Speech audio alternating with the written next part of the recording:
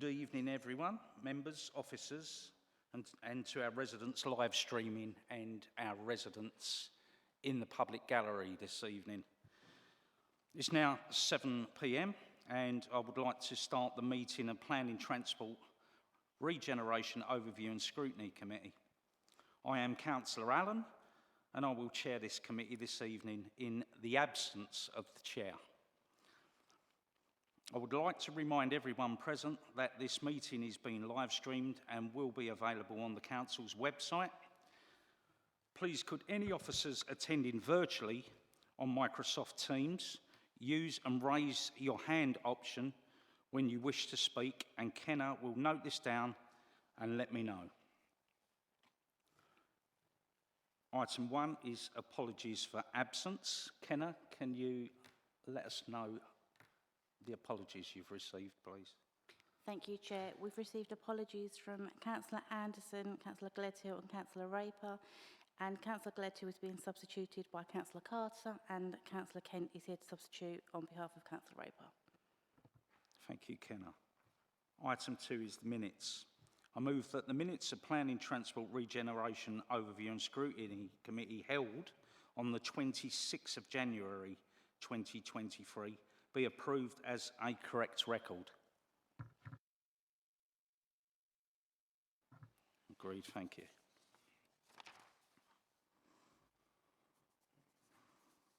The minutes are approved.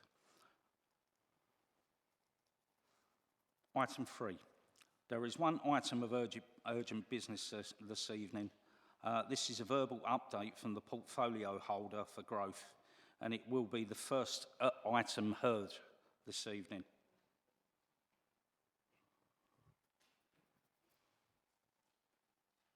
Councillor Watson. Thank you, Chair. Where is the second set of minutes? We had an extraordinary meeting in February. Kenna, can you elaborate? We had an extraordinary meeting where fees and charges came.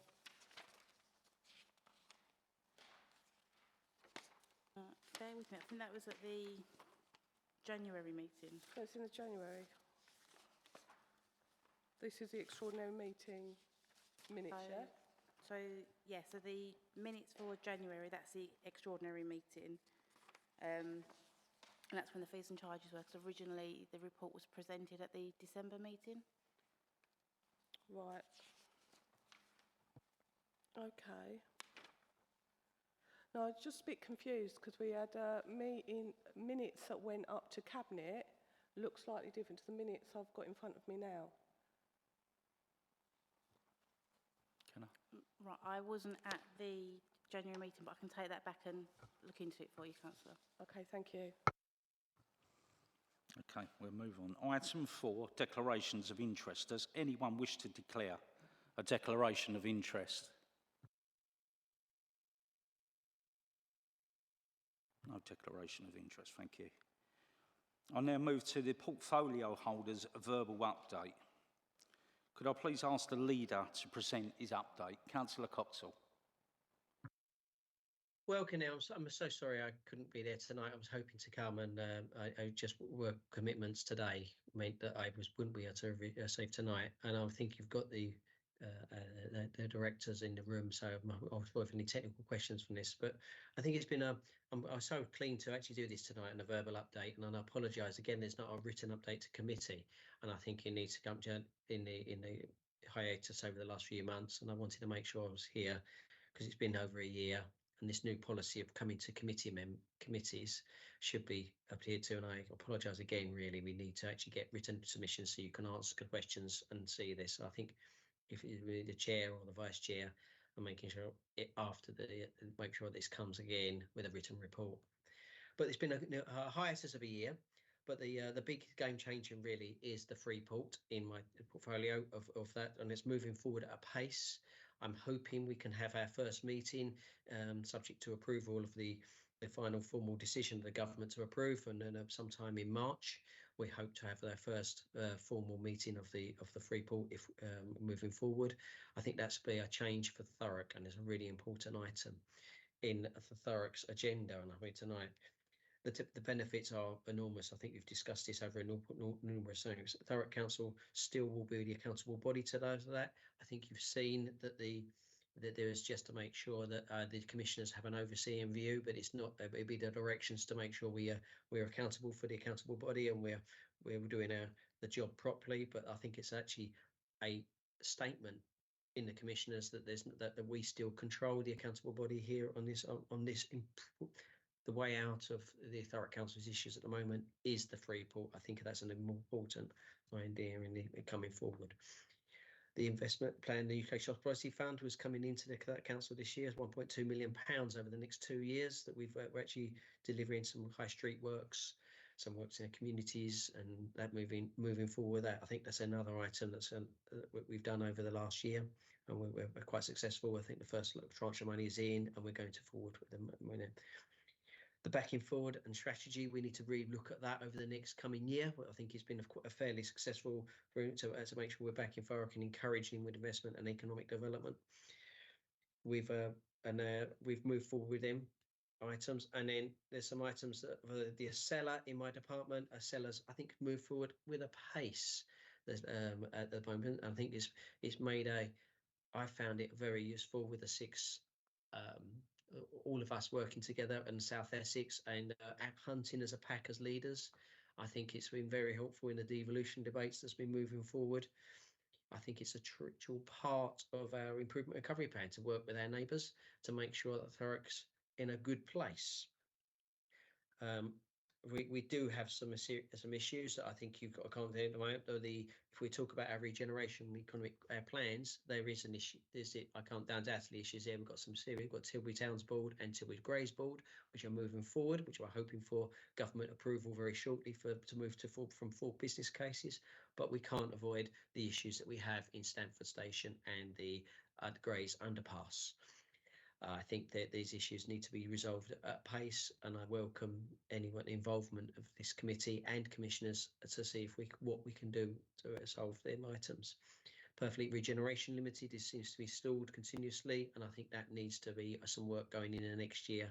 We need to see some sort of regeneration in Perfect. It's long-term overdue, as the issues have been well publicised, and I'm happy to answer questions on them. I think with that, I will leave it to anyone. Any questions, really? And I think a short and sweet, but there is quite a lot in this department. To be growth item is really important. I think that's the way out. I'm happy to, and Mark wants to make any comments, or we can go straight to questions. Thank you, Leader. Councillor Coxall. Do members have any comments or questions on this update?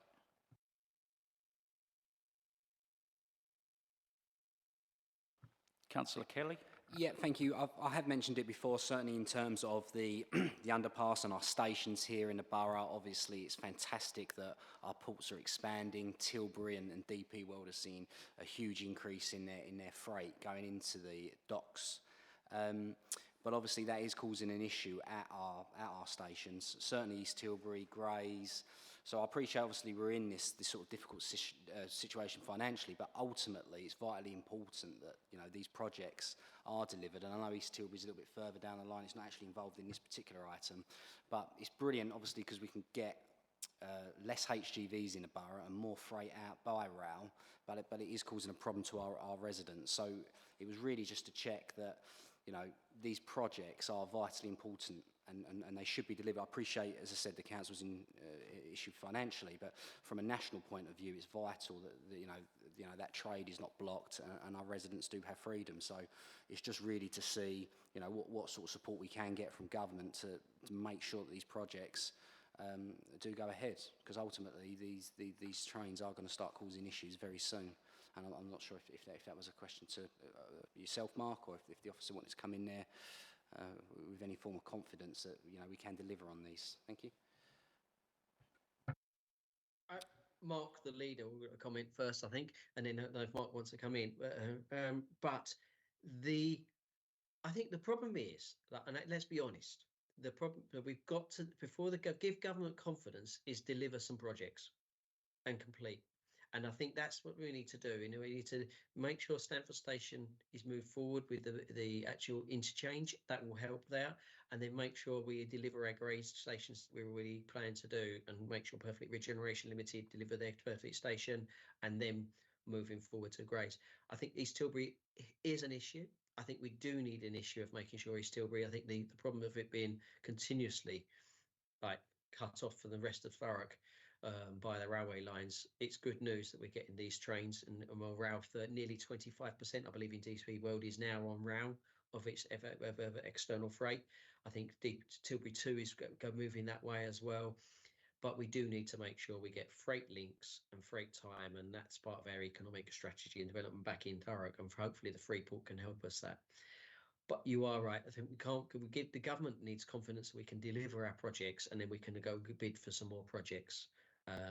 This is and I'm hoping we can prove that by the Tilbury Towns Fund and the Grace Towns Fund, and move forward at a faster pace, and then deliver on time and on budget, and we can then have confidence. The government can have confidence that we can do in the regeneration department and projects department.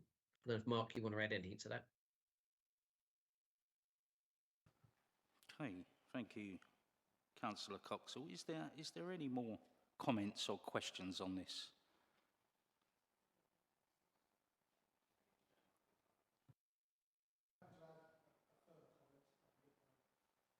Thank you, Mark. If I can press the right button.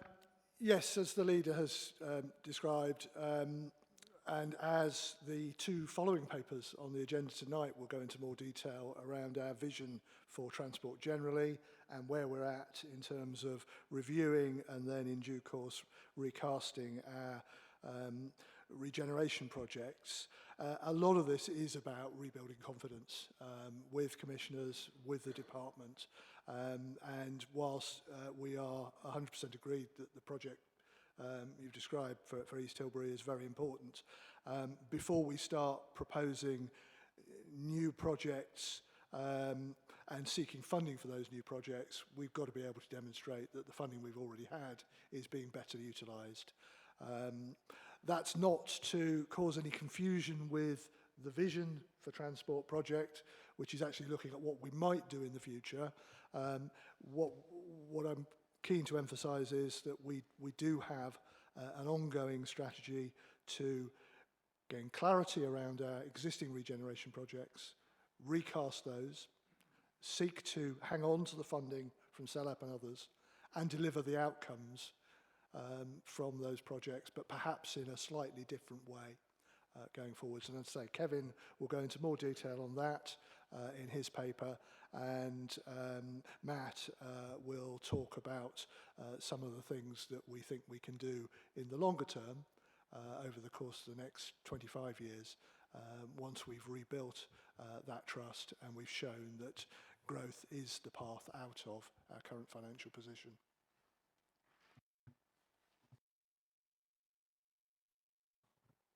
Thank you, Mark. Would you like to add anything to that, Kevin? No, Chairman, it'll be covered in the report, I think. Okay, thank you. I'd like to thank the leader for his attendance tonight, and if there's no further questions... Sorry?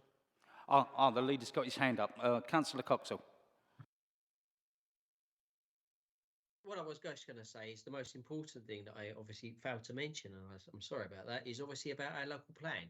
Obviously, that local plan is moving at a pace, and I would like to thank, well, all the members engaging right the way through this over the last 3 or 4 months in the members' engagement, and obviously the youth cabinet, which I think was at the last meeting that I was at. It was a great news that they were involved towards we get towards a local plan, and I'm hoping post the elections, and then we go moving to July, the Reg 18, and then further into Reg 19 in 24, we can get to a local plan. It's a very difficult thing, but we think we do need that to make sure we have a great place to live, work and play. I'll leave it at that. Thank you, Leader. Again, I'd like to thank you for your attendance tonight. And if there is no further questions, I will move on to item 5. Which is Regeneration Programme Update. I understand that we have received a request to speak from a member of Thurrock Yacht Club. Could I please invite Mr. McLean to present his statement?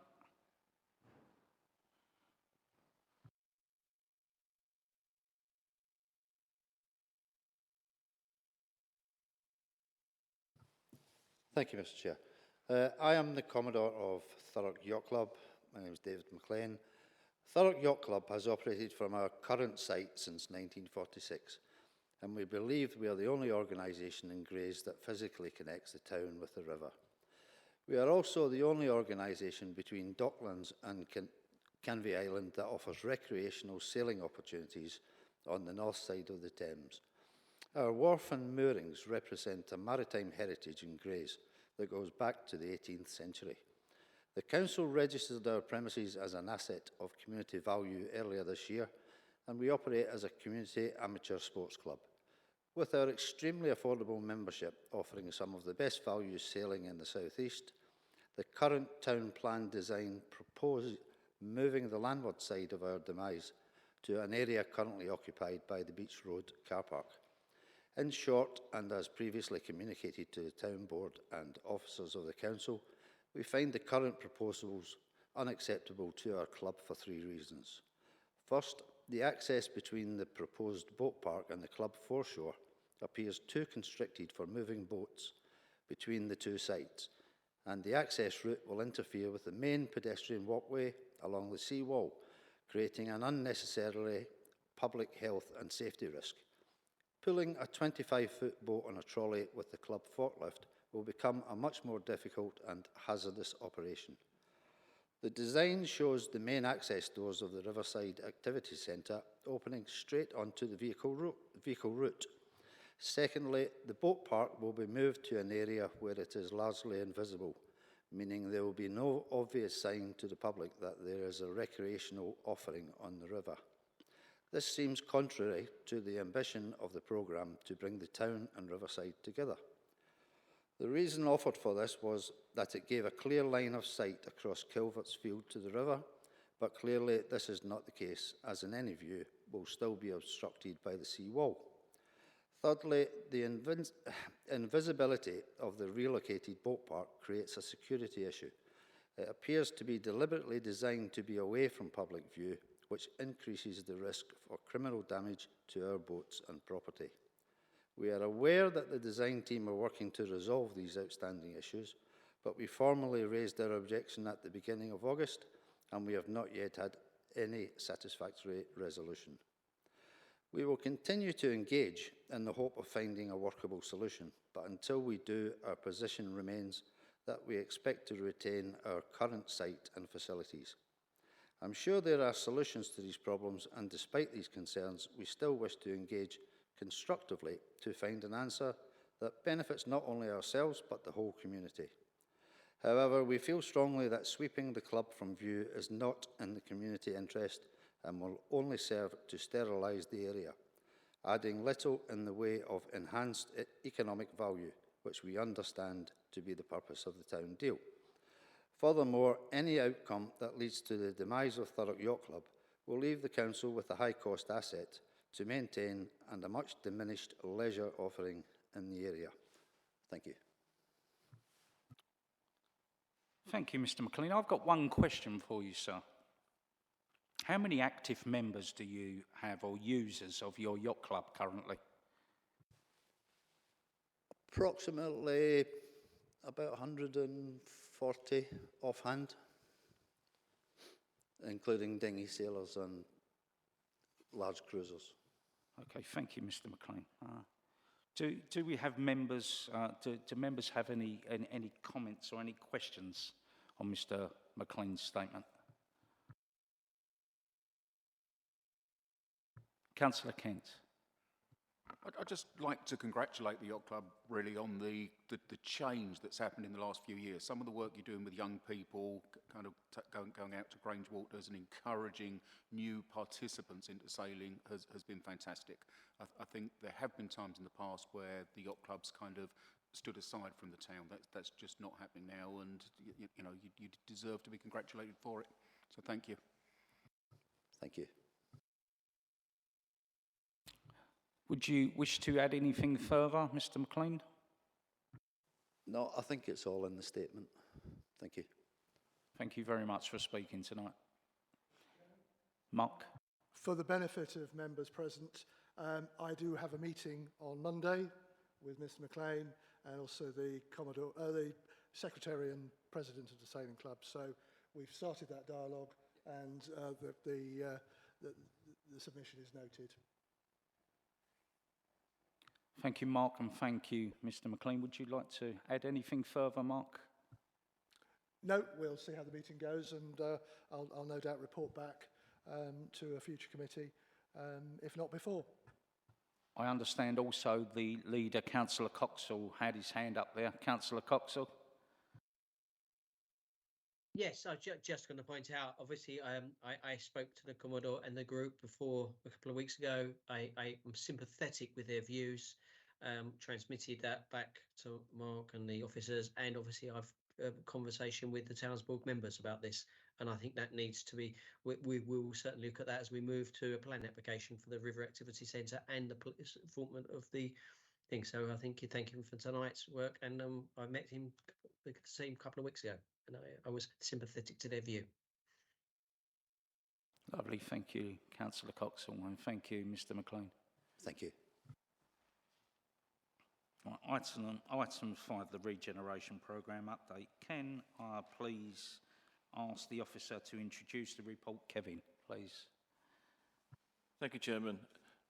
Just picking up on some of the points that have been made today, the purpose of this report is just to give a bit more detail on the review that has been taking place. I'll try and answer all the questions. I mean, the report was written a couple of weeks ago, so there is a bit more detail that we can hopefully add to that. It's taken as read that we set out the context of why we're here in terms of the review, set out in paragraphs 2.1. But I think it's noticeable that our improvement and recovery plan sets out the need to, again, look at all our capital projects in a bit more detail, look at the detail in relation to funding, delivery, particularly around delivery, and about sort of how we rectify issues which are plaguing some of the projects. Doing that, we've actually we commissioned some support in that, recognising that internal resources are restricted. So we've appointed a company called Inner Circle Consulting to support us in Grey in that review. So turning first to the Greys underpass. Again, what we've been doing here is actually going back and actually working with Inner Circle.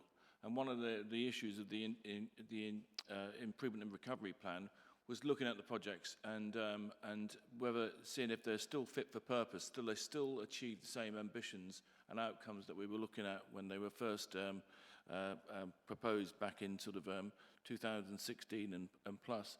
So Inner Circle have been talking to stakeholders, particularly large stakeholders such as Network Rail, New River Retail, some of the larger landowners, to ensure that what's been proposed in terms of the underpass as a design solution is still fit for purpose, still delivers the regeneration benefits and uplift that we would expect from the level of investment that's been proposed from the public purse into this scheme. So that review is taking place at the moment. What we're also doing is, in addition to that sort of strategic review and looking at the regeneration priorities, is actually going deeper into the project itself. So what we've asked in the circle is to look at some of the costings and delivery processes around that. In addition to that, at the moment we've got a GRIP 4 design piece of work which is due to be delivered from Network Rail to us, and that's a more detailed assessment of the scheme in terms of an outline scheme, but I mean the detail of actually costings, and that's going to be quite key in terms of actually offering some reassurance around the existing budgets, or potentially what it may do is actually highlight some of the issues around the underestimation of the costs. So that report is due shortly, and that will form part of the review. In addition to that, we're actually looking at a readiness review. That's an internal review that we're looking at in terms of actually looking at the delivery capabilities of the council to deliver that in conjunction with our partners. And it's about something about funding balance as well. And I think in the financial sections of this report, you'll see the funding balance is that most of the costs of the underpass scheme fall on the public purse in terms of actually either council funds or a CELEP grant. And then very little is actually being put in by the rail operators or Network Rail themselves. So we need to be looking at that as well. Again, as I said, we're looking at potentials for maximising delivery in terms of actually how we can actually better utilise existing partnerships and ask the questions about, what is the correct delivery mechanism? Is it sort of is it the council or is it another partner? Those strands of the review will be brought together, and therefore a report prepared, and we'll bring that back to committee for consideration. Thank you, Kevin. I've just got one question for you. With regards to the cost and the budget envelope, I understand you mentioned Network Rail, and I understand they're considerably reduced their contribution towards the scheme. And, although we've got, you mentioned the CELEP being able to provide some money towards the scheme as well. Yeah. Will the appropriate amount of money, whatever the budget envelope is on this scheme, be available, and will it certainly go ahead? And in terms of time, when can we expect spades to go into the ground? Chairman, just to address that in terms of actually the funding, I think in similar vein to Stamford Le Hope, we're looking to actually make sure that we retain the funding from the existing funding streams, so the CELEP funding. CELEP will take a position to pause this scheme while this review goes forward, and I think that's not an unreasonable position. What we need to ensure in terms of actually through this review is to actually have a proposal, a credible proposal around design and delivery that we can go back to CELEP with and our underfunding partners to convince them either to retain the funding or actually increase the funding.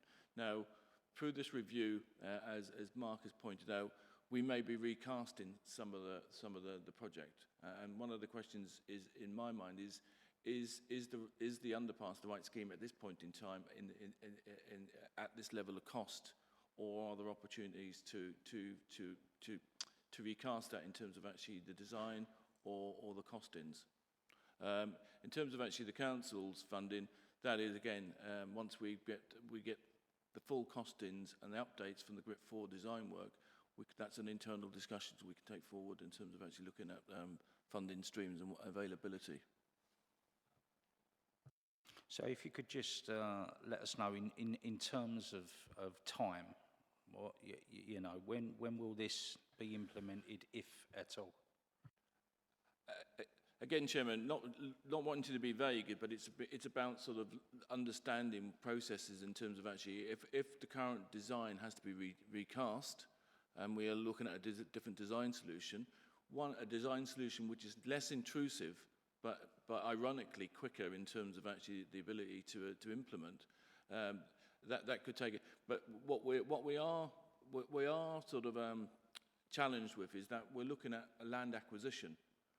And if land acquisition is not done by negotiation, it requires a compulsory purchase.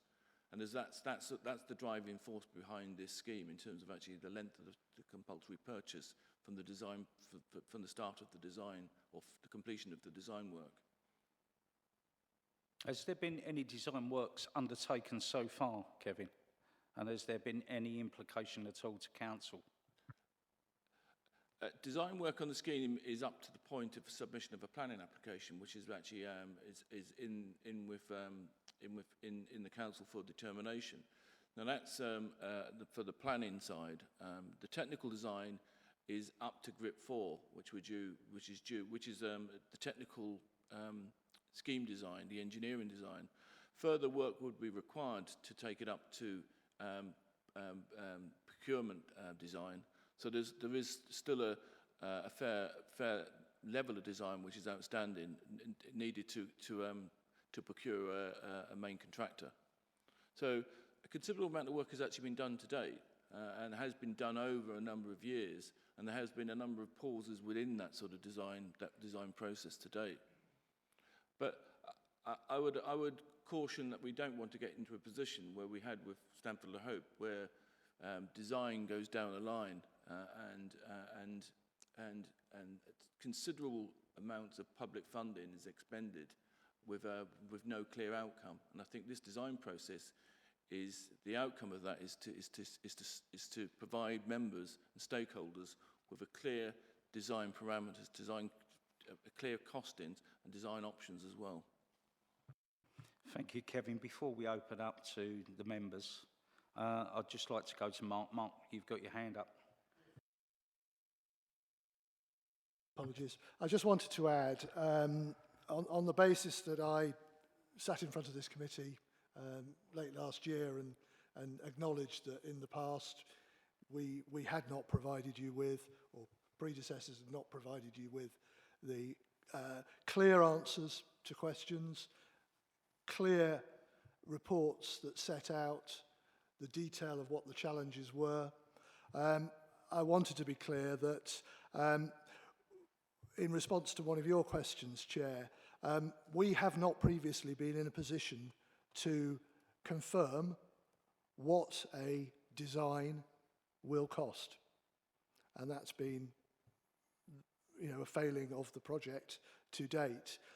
What we have agreed to do at this stage is to get to a point where the design that had been taken through planning without great clarity on the cost, we knew what it was going to cost. So we're pausing the planning process and we're getting to that point of understanding what that design will cost based on Network Rail processes rather than something outside of that. We should be under no illusion that it is undoubtedly going to cost more than we thought it was. And that's why I talk about, at that point, looking at what our other options are.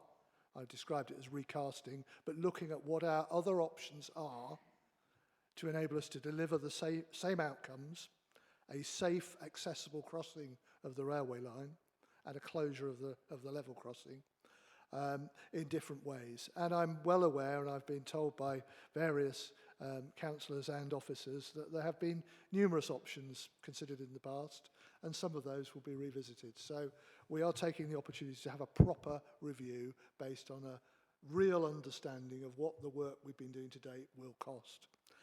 Now, in terms of Network Rail's contribution, the conversations we're having with Network Rail, and they're at an early stage, are now looking beyond simply crossing the tracks and are starting now to look at what are the opportunities with Grays Station in terms of it being part of a town centre regeneration project. And some of that will take some time, but I am confident we will end up with a better solution. Whether we can afford that better solution will be for further down the line. But what we're not going to do is proceed blindly through the planning process without really understanding what the end cost will be.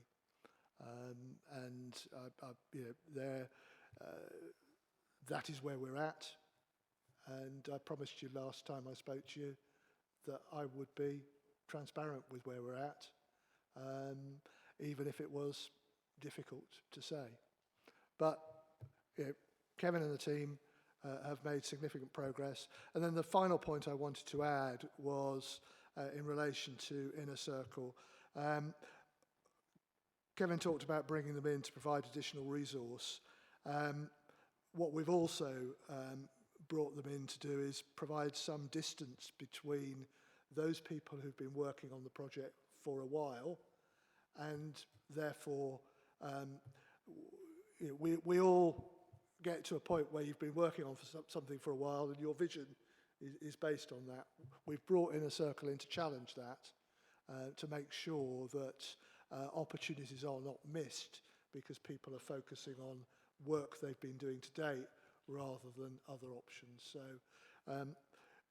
if you like, what I'm endeavouring to explain to you is that this is a root and branch review at an appropriate time, which we should have been doing whether or not we were in intervention. We're getting on with it, and we will keep you appraised at each stage. Thank you, Mark. If I can just add on that, that we don't want to see a repeat of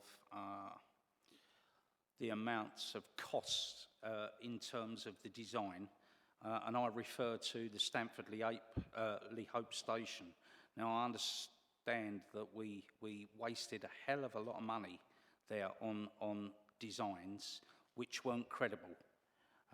So I think if we need to certainly get this credible design before we go ahead. Thank you. And I open up to members. Councillor Kent had his hand up first, and I'll come to you, Councillor Carter. So, you know, Mr. Bradbury has said several iterations of this over the years. I can remember, I don't know how many, going back probably 20 years. For this scheme, this particular scheme, when it was first brought forward, probably 3-4 years ago now, it was clear then that it was unaffordable. I mean, the financial implications that went with each report that this committee received said that there was a funding gap, that funding was always going to be a problem. I think my question is that not an engineer at all, but my understanding is to get an underpass that's shallow enough to be usable, you have to start it quite a way down the high street, which is why we've been talking to businesses as far as Lloyd's Bank on the corner there. We've been talking to those businesses for some time. So what kind of communications are we going to be having with those people to kind of calm them down a little bit and to keep confidence and credibility in what we're doing?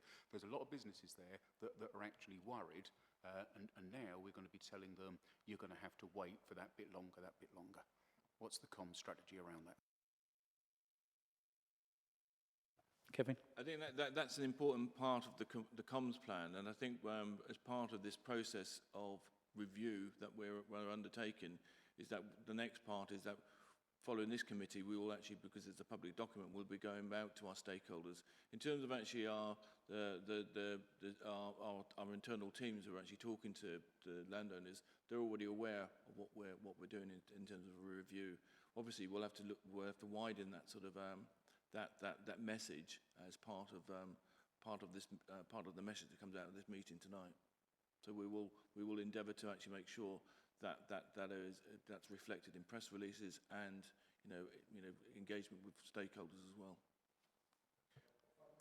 Yeah, I am going through the draft conclusions of the Inner Circle work with them this Thursday, and that will inform a common strategy. So we are well advanced with this, and your point's well noted. We do need to share what we're sharing with you more broadly. As Kevin has said, individuals who we've been negotiating with are aware that this is going on, but there are many other businesses in the town centre who we're not negotiating with but are still potentially affected. So it's a valid point, and we will work on that. So when Mr. Munnelly was taking us through it initially, you used the expression something which is less intrusive.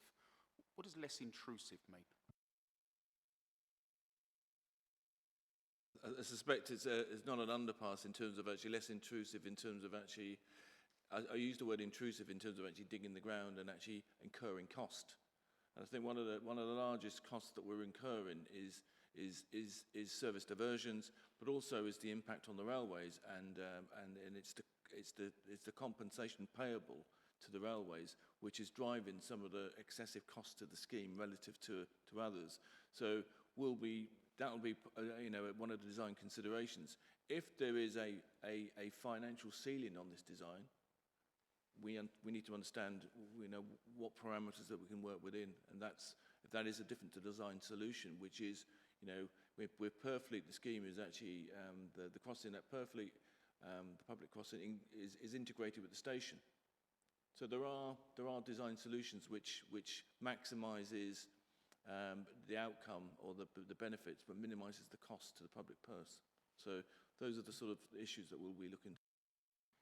So bringing the pair of you together, when Mr. Bradbury was speaking about the station becoming part of a solution for a regeneration of Grays Town Centre, it's almost using the station as the way over the railway, potentially. So we're not necessarily talking about a new footbridge with lifts, but something that might actually straddle the line so you walk through the railway station as you go across the railway, possibly. Chairman, at this stage we're not in the design process, but you've touched upon some of the elements that we would look to in terms of maximising investment and impact, and there are good examples elsewhere along the route and in London as well. So. Yeah, if I can add, yes, certainly we're not talking about a solution being a couple of lifts bolted to the current poor crossing, and there are some very good examples of station redevelopments that create a station almost above the tracks, use the platform as a way of crossing. Sorry, not the platform, the concourse, if you like, as a way of crossing, and potentially significantly cheaper than going underneath the tracks. But we haven't come to a conclusion. What we're doing is opening up some of those ideas and assessing which deliver the best mix of positive outcomes and value for money. Councillor Kent, any more on that one? That was really helpful, thank you, Chair. Okay, I've got just a quick one to put into Kevin and Mark before I go over to Councillor Carter. The overall cost and the budget envelope, and you mentioned the financial ceiling. Have we got an overall amount of what we should expect for this underpass? I use the word budget ceiling because it's at the moment sorry, Chair, at 8.1 the financials, we've got a breakdown of actually the budget as it stands at the moment, which was 37.9 million, and the funding breakdown. That's not fully funded as it stands at the moment. There is a gap in that. I'm anticipating, and I haven't got the figures yet, but I'm anticipating that there's a significant increase on that related to inflation, but also through the GRIP 4 design work, which is an industry-facing sort of review of the costs, and for that to go up significantly. So, in terms of actually my experience and from my experience, the level of investment that would be put into the underpass relative to the regeneration benefits and the wider regeneration benefits need to be re-examined. That's my experience in terms of actually £40+ million. You'd expect to see a significant regeneration uplift, or yeah, that's sorry. Thank you, Kevin. I'll give the floor to Councillor Carter. Thank you, Chair. So we've heard a lot today about all the different reviews and the re-examining of the scheme itself. When will this? What is like a timeline of this review, and when will we first start to get some ideas back from it? So in terms of actually the three strands of the review, where we've got the inner circle review, which is the strategic review in terms of actually looking at the wider. That is, as Marcus pointed out, that the draft is due with us by the end of this week, and the final report not soon after. In terms of actually the GRIP 4 design work, I was expected that in February, and now I've been advised it's going to be early March. And the readiness review, which has been undertaken internally, will happen by the end of March. So we'll have all three strands of those review work to be able to actually to sit down and actually go through those and come back with credible options and costings and a way forward, which we need to obviously bring back to members, but also we need to obviously bring back and discuss with our partners as well and stakeholders. So that's the broad sort of timeline that we're looking to do in terms of actually the reviews taking place. I would anticipate that there will be a discussion to be had with the commissioners. We've got a new, the appointment of the managing director is to be advised, but obviously need to be discussed internally as well. So it's in the next sort of 3 months that we would actually have a credible sort of review and a consideration of the outputs. As Mark, you want? Councillor Carter, would you like to come back? Thank you very much for that. That was very helpful. Is there a risk of the commissioners just saying, no, this is not value for money? I'll pick that one up as I have more contact with the commissioners than Kevin does at this stage. I think it's important to recognise that the improvement and recovery plan that the commissioners have helped us put together, we do need, and what's likely to come out of the final statement on additional interventions that we're expecting shortly, we do need to sort of add to that. But commissioners are very clear that growth is part of our financial solution. And to achieve growth, we have to have investment in key infrastructure. We have to have a local plan. We have to have an economic development strategy. We have to maximise the potential of the Freeport. So the principle of investing to generate growth is supported by the commissioners. What they will want to see is value for money and clear business cases. That's part of the work we're doing. As Councillor Kent will be aware from his seat on the Finance Recovery Board, myself and Gareth Moss, our interim Chief Financial Officer, are under some pressure to make sure that our capital programme is fully reviewed, and it goes beyond just the regeneration projects, but we have various digital projects and others, and that is fully reviewed early in the new financial year. So as part of this work, we are engaging commissioners, but the key is to tie it back to that improvement and recovery plan and show that by investing in the right places in the right way, that then is a catalyst for other things. And part of the work that Inner Circle are doing is looking at how these projects in Grays sit together and how they then act as a catalyst for further investment, whether that's by New River or whether that's by other landowners. So that's a key part of it. So their first point of view will be, is there a clear business plan that shows growth? And their second point of view will be, is this the best way of doing this in terms of value for money? Thank you, Mark. And would you wish to come back any further? I'd hand over now to the very patiently waiting Councillor Watson. Thank you for waiting patiently, Councillor Watson. Thank you, Councillor Allen. You might not say that after all the questions I've got now to ask you, but thank you. So this is not just, this is just not just one scheme sitting in this report. So I've got questions on the schemes. So first of all, if we look at the Grays Underpass, Inner Circle is, draft report is coming back to you in March. Can we have that programmed onto the PTRF, like ONS, in June to come back here for review, to have a look at that report? Because by that report, that's in March, you should have had it done by, it'd be a final report at some point with some cost analysis and feasibility study to have a look at the different options from a fallout wish list to what we can actually afford with the costs that we can afford with the money that we've got. Is that feasible? Thank you. Also, Network Rail is due to actually give them your plan, their designs at the end of this month.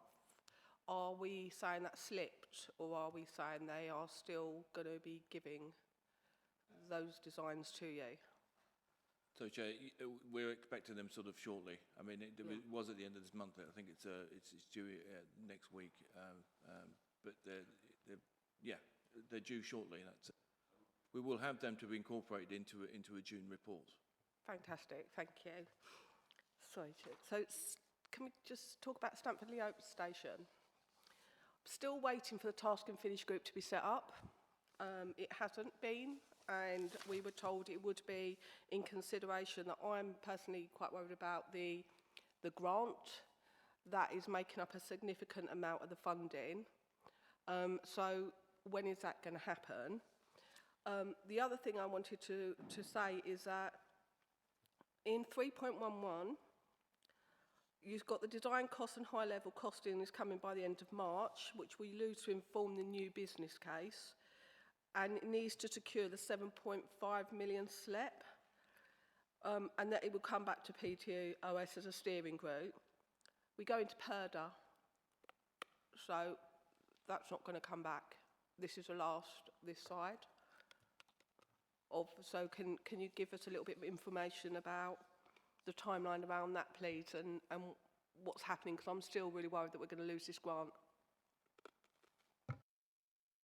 Kevin?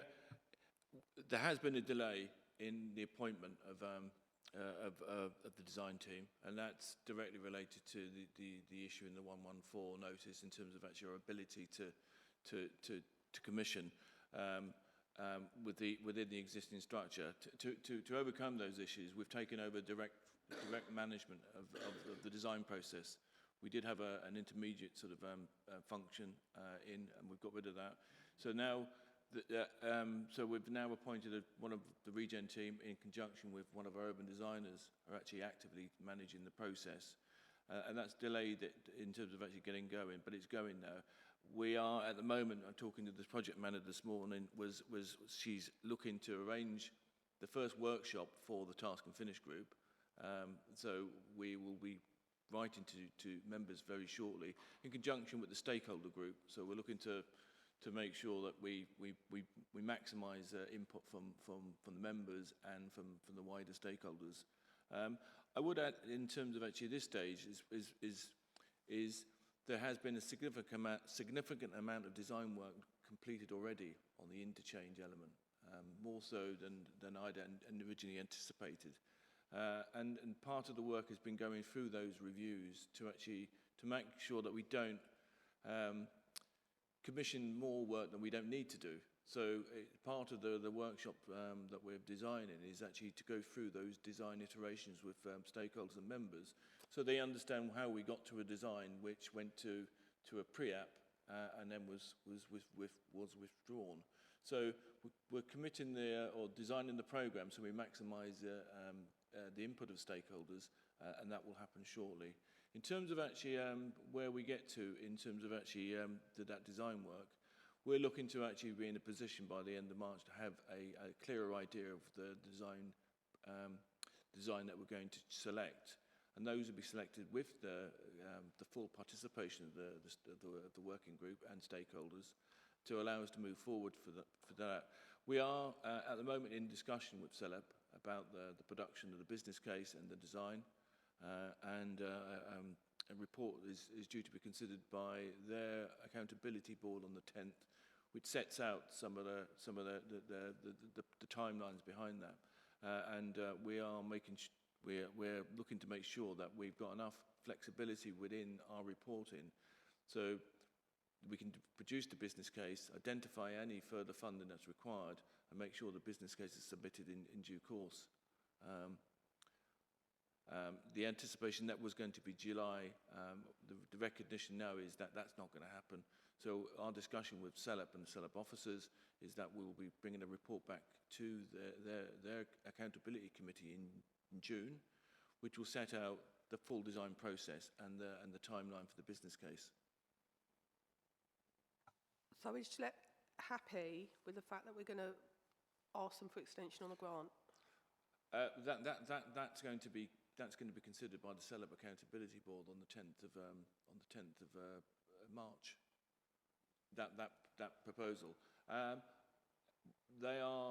The officers are mindful of the issues that have arisen with the council in terms of actually the need for further reviews and some of the restrictions that have delayed appointment of design work because of contractual issues and the need to seek further internal approvals.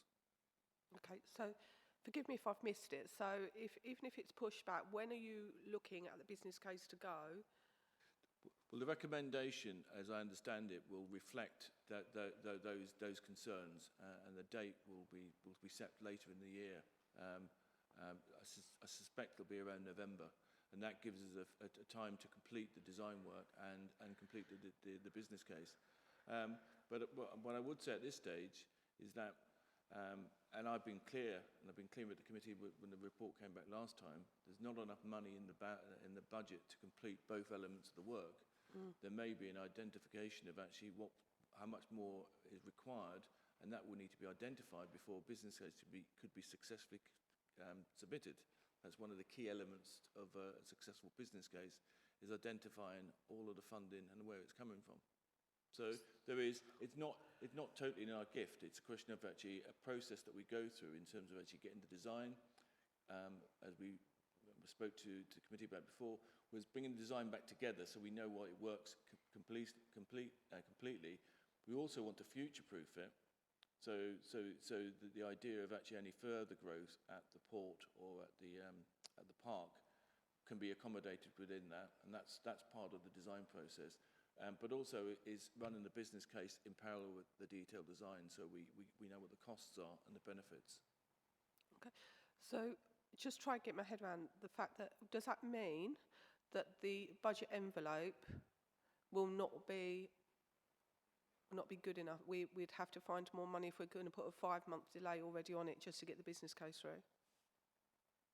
I think through the design process, we'll actually identify what the costs are going to be. And I think once we understand the parameters of the design, we can sort of, I think one of the issues that was one of the problems with the original design was the costs associated with the works to the floodplain, which was the scheme that went to pre-app was put in most of a large proportion of the interchange on stilts above a floodplain.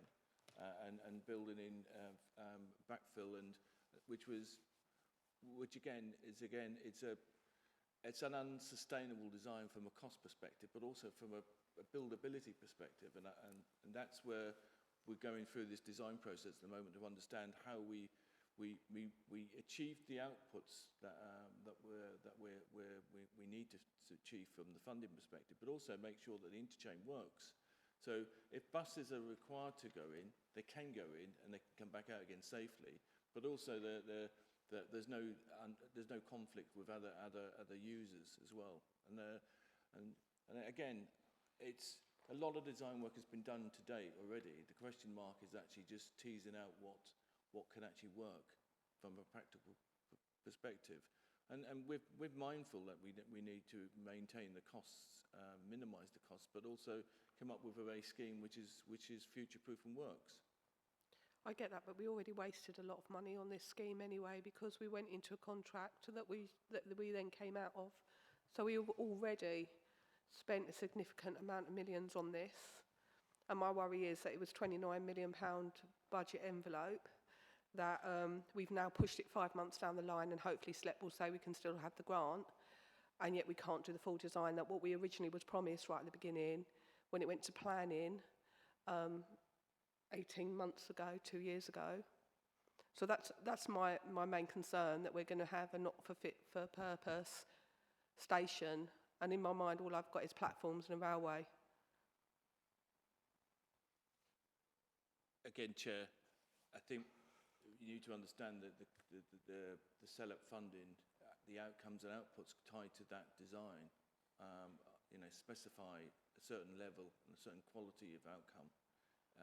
So therefore, the funding is tied to a design which relates to having an interchange which is multimodal, has buses, has car parks, has cycle parks, and works from a gyratory perspective. So colleagues in highways aren't going to raise objections, which they did initially with the impact of the interchange on the network. So we need to we understand that it's now working through the design which we can actually ensure that stakeholders can row in behind and it's acceptable and ultimately affordable, because we don't want to be in a position we bring back a scheme which works on paper but doesn't work financially and doesn't necessarily work or has an adverse impact on the network.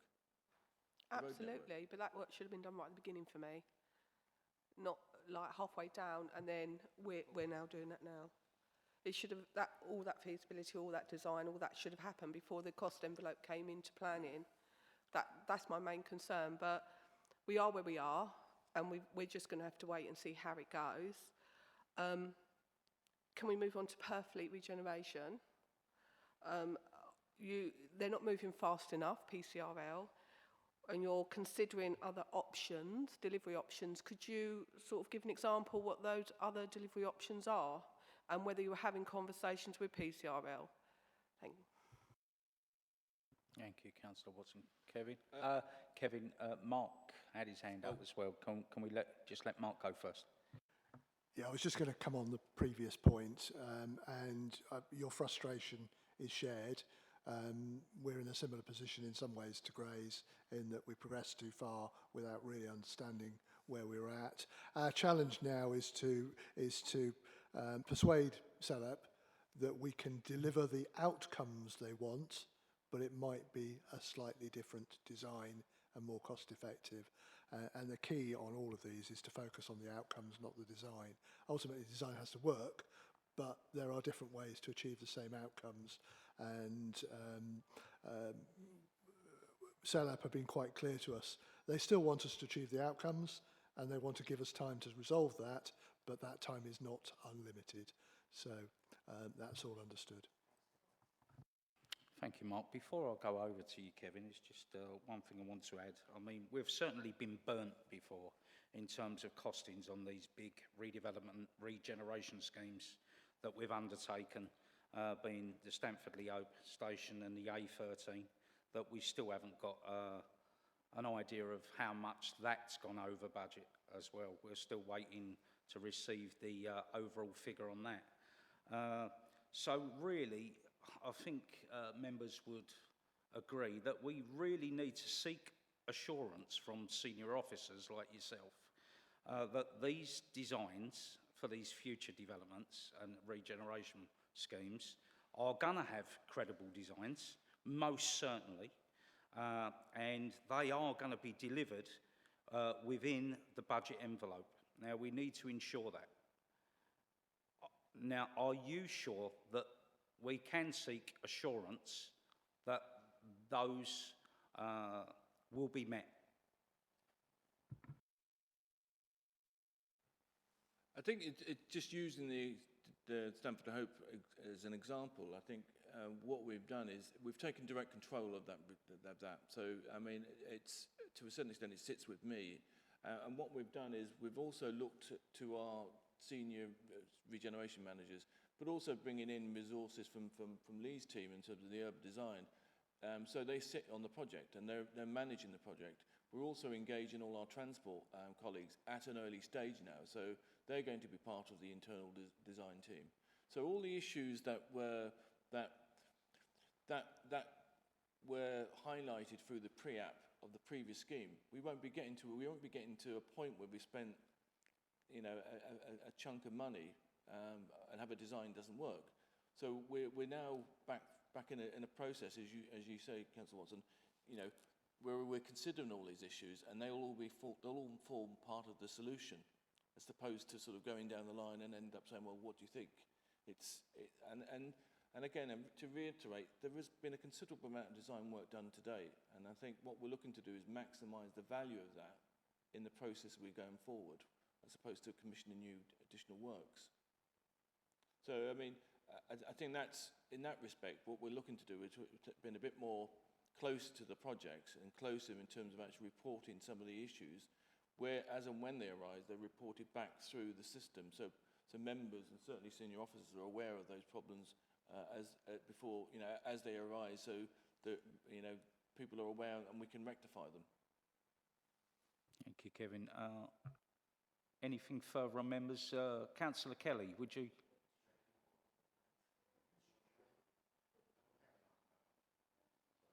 Councillor Watson. So I did ask a question around PCRL, about Purfleet. Can you give me more examples that you're looking at alternative delivery options?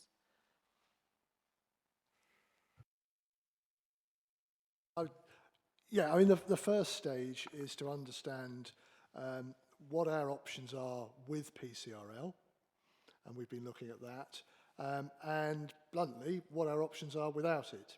And so a piece of work that I am having converted from legalese into plain language is underway to understand if we wanted to terminate the agreement with PCRL, what are the steps that we could take and what are the implications of doing that. Because if we're locked into that agreement, either by contract or cost, then our options are limited to working with them. If we are able to extract ourselves from that agreement, then our options are wider. So the first point is, what can we do, and what are the implications of that for us? Then there are various options that we will go into more detail around, whether we go through a procurement process again, but on a different basis, whether we sell land direct to developers and leave the planning process to them.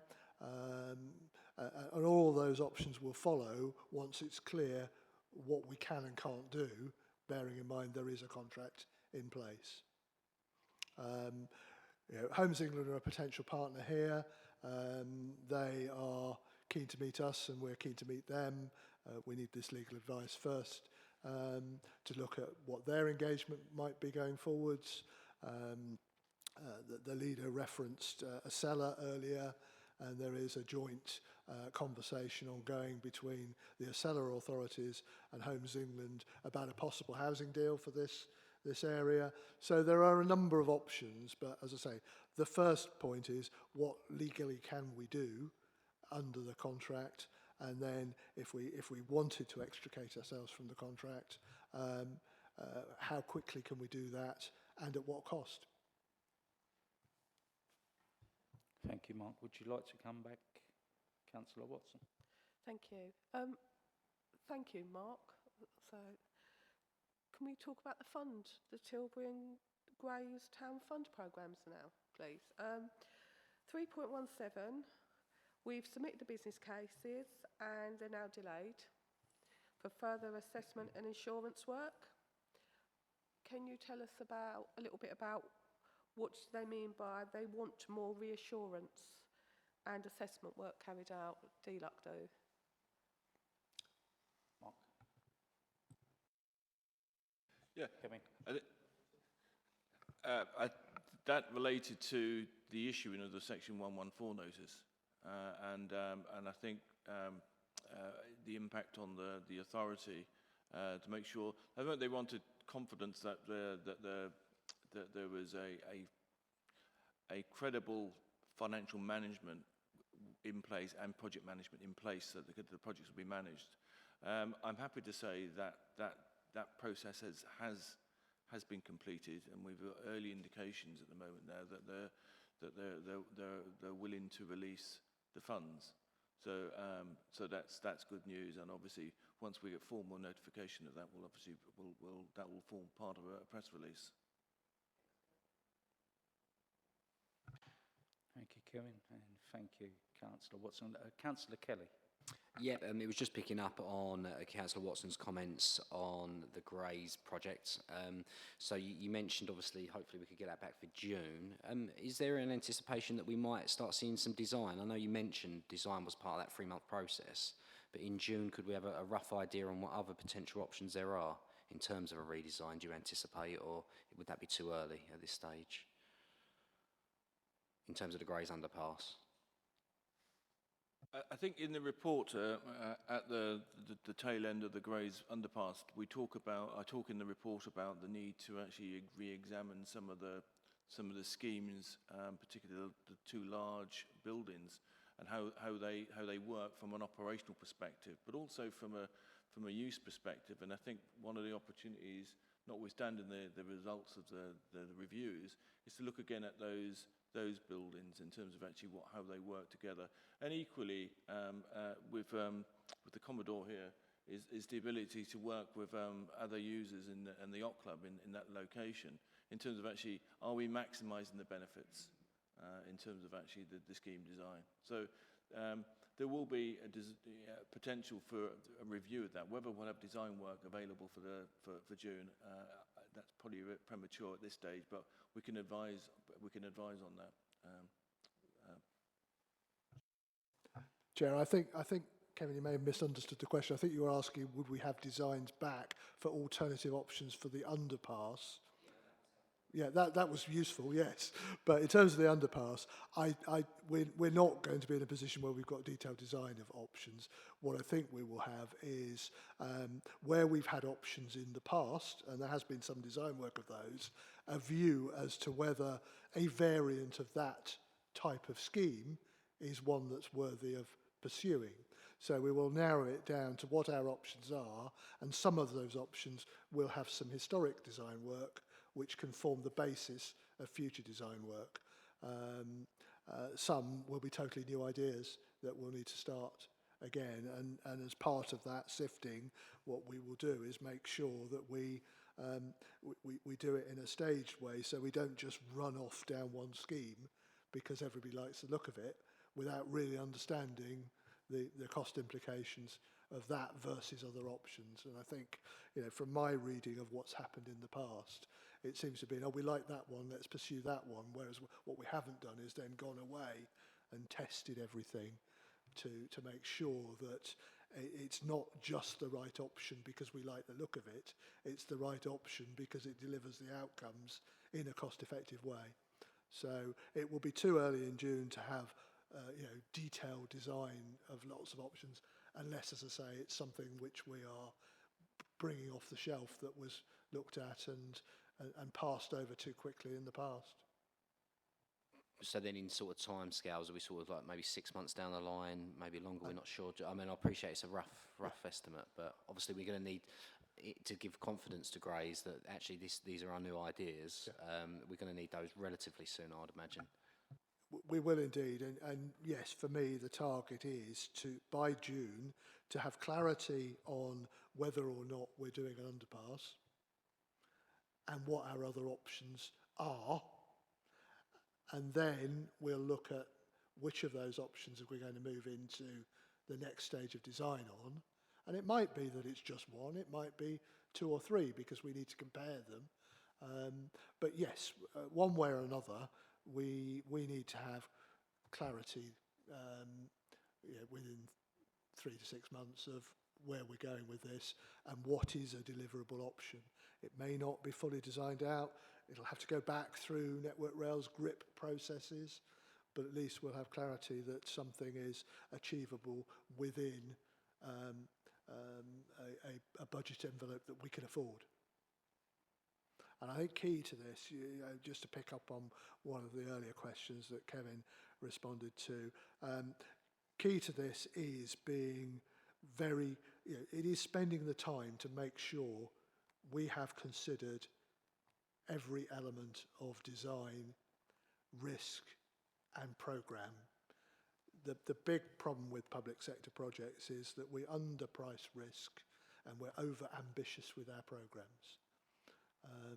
There's lots of other reasons as well, but they're the big things that cost.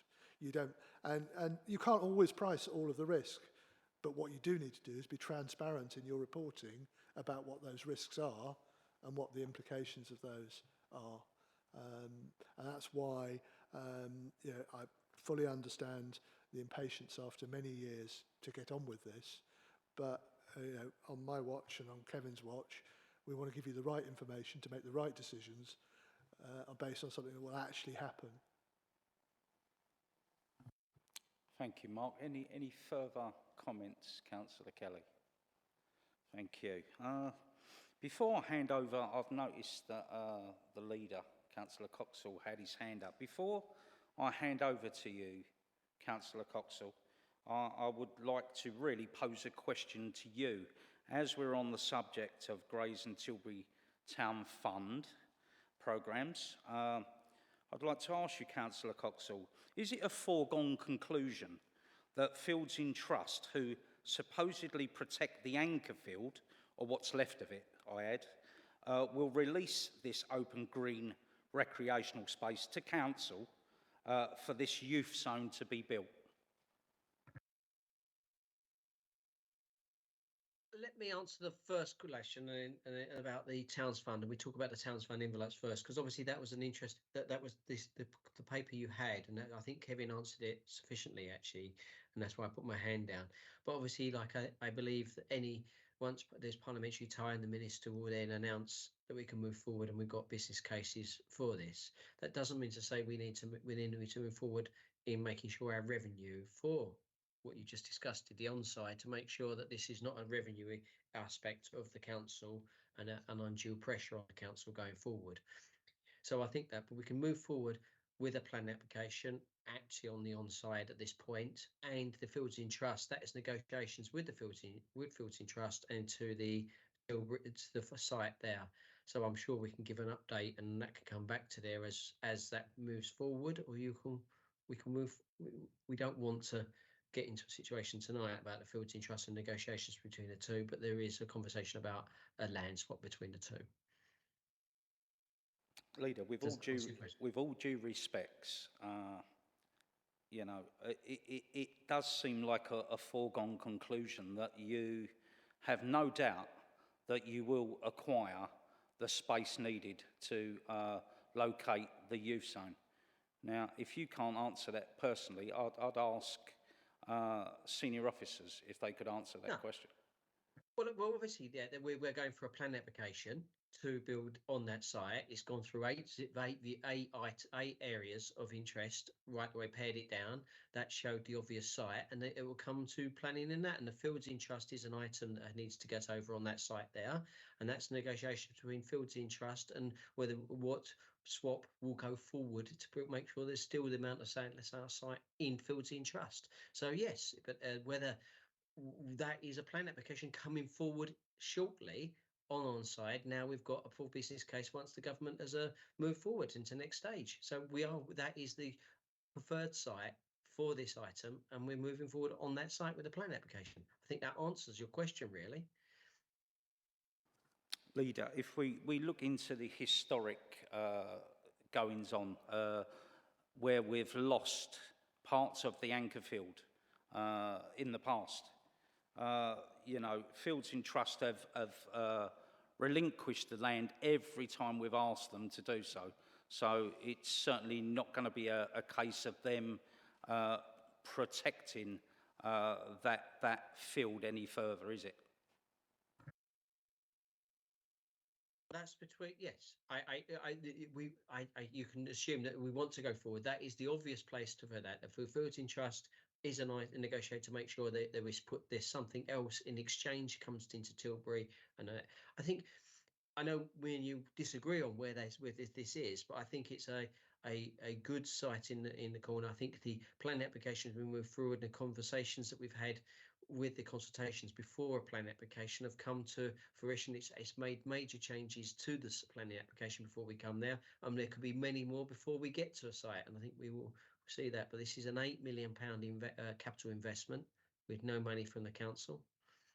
This is a revenue item of nearly £1.2 million a year, with a small item after in 27-28 from the council. But before then, it's covered by business and obviously the Towns Fund. I think this is a huge investment into youth facilities in the Tilbury and the wider Thurrock, with no capital costs to this council. It's a very impressive item. I think we do, the greys issue is more important. We need to make sure we have got the greys. You've heard from the yacht club today. I think there's concerns around the yacht club that we need to make sure we work through there. The river activity centre and the works around the towns, it needs further adjustments on what we're going to do with the greys board. I think that needs to be sorted out. I think the Tilbury is moving forward with like not universal, but large requests for this youth centre, and I understand yourself the same. We've just got, and as we've gone pared it down over 3 years to one site, but I think we've just got to get on with on-site and the youth facilities to the borough that really needs. Councillor Coxall, in the past, going back in time to 2017, we see the Tilbury Development Framework paper released, where this administration, the same administration, had plans or proposals to build on, again, one of the 2 remaining open green spaces that are shown on the Green Space Index of Fields in Trust. And that was the King George playing field, which is otherwise known as the Daisy Field. Now, back in 2017, I had to get a petition together to stop your proposals of building on that open green space. When are you going to be satisfied, Leader, that you take all our open green spaces, all our lungs, they're our lungs, they're our breathing capacity, but you are just not satisfied until you will take them all? And that's my statement. That's a statement. That's okay? not really true, is it, though? That's a statement for the incorrect. What the statement, what you are saying is that Daisy Fields, how can we get investment into green fields and green spaces and make sure that we live, work and play, is what my statement was. How do we live, how do we work and where we play? We've been poorly treated over generations in Thurrock for the play element of this and how we have our spaces that have been just open fields. What we want is something that we can actually... Councillor Coxall, we look like we've lost you. Let's give him a minute or so.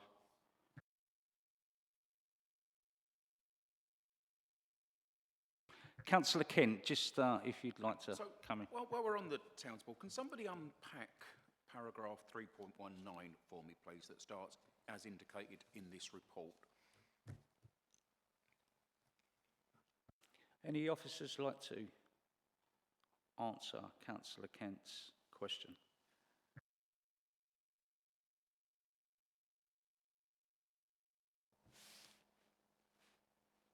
Yes, sir. Kevin. I think it relates back to the work of Inner Circle, and what we're asking them to do is actually look at the regeneration priorities for the council, and I think that relation is the regeneration priorities around sort of cultural and leisure activities. It's about and that's how it's captured. So it's actually part of that strategic review. And those elements are being extracted from that sort of review as cultural and leisure facilities. Where they relate to the Grays Town Board, the Grays Grays Town programme. Because it's written in the context, it sits within the Grays Town Fund. So we're saying, well, what we need to do is understand if there's changes in terms of actually or recommendations coming out of the Inner Circle work, those can be picked up as well as part of that wider review. It seems to suggest that some of the proposals within the Graystown programme would expose the council to ongoing liabilities. Can you tell us which elements that would be? I think at this stage there's just 2 elements in terms of actually that form part of the business case, and now one of those is the activity centre, and the other one is the cafe, for want of a shorthand. And I think at this stage in their design development, we're not clear how those facilities are going to work from an operational perspective. and what liabilities would arise. So therefore, what we're looking to do as part of the next stage of the works is question those in terms of actually the activities that have been proposed, and notwithstanding what the outcome of the inner circle work is going to be, but there could be an opportunity to realign those. I mean, I think one of the key things that's happened since the Towns Fund projects have been developed is there are other initiatives which take place. So Creative Estuary have now secured further funds, and they've identified Thurrock as a location where they're going to focus a lot of their future programmes. So the question mark in my mind is that you don't necessarily not consider those as part of a review. So it's the opportunity to add value to our existing programmes by adapting them to take advantage of future programmes. So that's trying to capture that in terms of what we're saying is that we're looking at the reviews to actually add value, maybe change some of the, or as has been called, recasting, but that's probably too critical a word. It's more about just making sure that they're fit for purpose, and we're joining them up with our other initiatives. Okay, thank you. May I Mark? add a comment from a property point of view? Yeah, the key issue is that now is an appropriate time. The business cases for both facilities in Grays assume a tendency to take on the revenue costs of running them. And what we want to do is make sure that there is a credible tenant out there, and that we're not setting up a community organisation or somebody else to fail with the liability coming back to the council later on.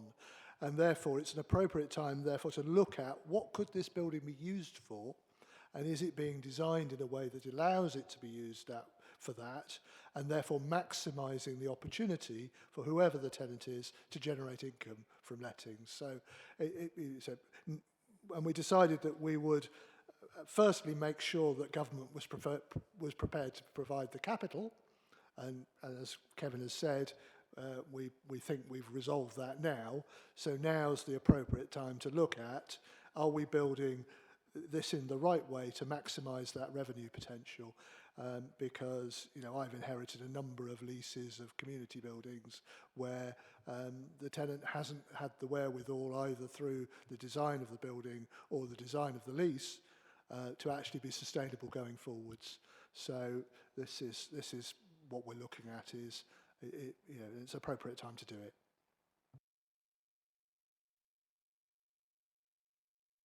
Thank you, Mark. I notice we've got the leader back now as well. I don't want to drag this on, and I am conscious of the time. When the youth facility was first put forward, I was very happy to support it. Now, on the understanding that it was going to be built on the former police station. But the problem I was told with the former police station was that it didn't have a big enough footprint for the size of the facility required. Now, it's quite a big footprint then. Even if it was, I think the case being is that to acquire the former police station, we would have had to spend £1 million. And basically, with the anchor field, we don't have to spend £1 million because it's a flat field. Where I would have been, again, very much in support of it being placed on the former police station, and I don't think we would have had an issue with the children walking over to the anchor field, what's currently got a ball court on, which they could have used. If you'd like to comment on that, Leader, please do. I think you've answered it very well. It's a building that's a small site. That we've got children, young children crossing a major road, walking over to use green space. What we need is children to actually have active centres, ballparks, a park right outside that they can pay 50p a pound for as long as they like there with a cheap meal, with very good youth services in the middle of an area that really deserves it, and close to train stations, close to bus links, in the civic square. just and with a green space around it. We're never going to agree. I think we pared it down between to 8. They come out the best place. We've moved it around to accommodate any issues. I think we'll continue as we go for a plan application right up to adjust this to make sure that. And I think you'll be surprised how good this looks. And as I say, it's £8 million worth of investment into the Thurrock Borough with not a penny from the Thurrock Council. This is a fantastic event. And going on about the daisy fields, I still believe that we've got to invest in our green spaces to make that lung work, and that does mean to say that we've got to have, if we lose some high quality, make our place spaces high quality and not within, we do need to investments in that small houses on the back of the daisy fields would have changed the daisy fields. I think we've agreed that and listened. It actually shows come up suggestions. People don't want it, we can move forward. That is a reasonable suggestion. Everyone changes, their mind changes right the way through. And I think that's the way we should be working here as a community, all of us councillors together and the groups coming forward, and we change our views. Just like the yacht club you heard tonight. There's been some designs coming up and they're not set in stone. So people getting stuck and fixated into ideas causes problems. And we've got to own up. When we change our minds, we change our minds. And that's not been happening too long for many years in Thurrock. We just stick to our guns, and that's why we end up with problems. Like the Stamford Station, we've got to be honest and come to these committees and say that we got it wrong. Now, I think at the moment, we're going in the right place to get the Langfields. I think it's the best place for it, and I think we want to get on with the £8 million and get this delivered. But we go forward and wait for planning, and let's see what happens through the planning application process. Okay, just to close on that, I just hope that the people of Tilbury come out like they did last time when you proposed to build on the Daisy Field. And I hope they come out again in their numbers to oppose you taking yet more green space away from them. And I'll finish it there. Like you say, we're never going to be in agreement with this. Are all Councillor Kent. At the risk of kind of dragging this out, I think what you've just encapsulated there is the fundamental problem that I have with the Towns Fund programme. It's old-fashioned, top-down regeneration. The people of Tilbury aren't represented on the board. People living in Tilbury aren't there. The same in Grays. Very few people that live in Grays. I know the portfolio holder lives in Grays, as does his partner. But those people who are the most affected are those that are cut out of the decision making. And this was an opportunity to involve those people from the outset, so that views such as that you've been expressing would have been heard. Old-fashioned, top-down regeneration, and it never works. Again, just coming back on that, Councillor Kent, I mean, I do believe that the consultation that was held was rather flawed as well. We were given some time for consultation to take place, which was in the working day. So a lot of people, as you know, go to work and they couldn't attend. Not only that, but they were given Pacific times. I think it was from 11 till 5, but they got chucked out of 4 because the scouts or something had to take over the hall.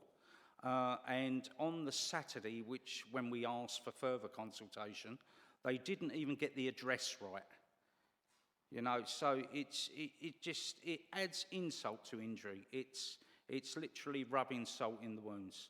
And I totally agree with you, Councillor Kent, that, you know, the people of Tilbury, they love that space. And I mean, I can even remember when that was an open space where the carnival used to you know, end up. And, but again, we've had, you know, council obtain that space over the years. And I don't think they're going to be happy until it's all gone.